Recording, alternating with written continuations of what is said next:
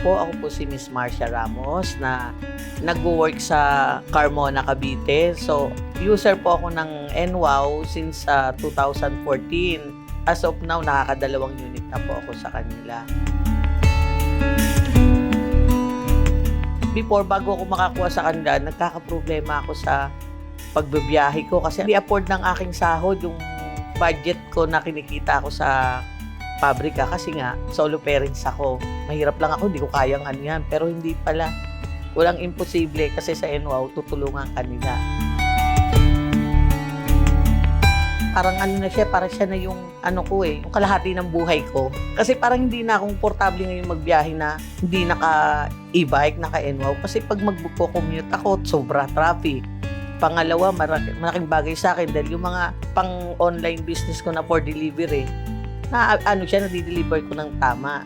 Tapos ang ko sa NWOW, yung mga, may sira siya, may mga bibiling pyesa, ang dali lang mabili kasi mura lang. Tapos na gagawaan nila agad ng paraan. Hanggang ngayon, yung 14 years na nakuha ko sa NWOW ng GB, gumagana pa rin. Yun yung ginagawang service ng anak ko sa school.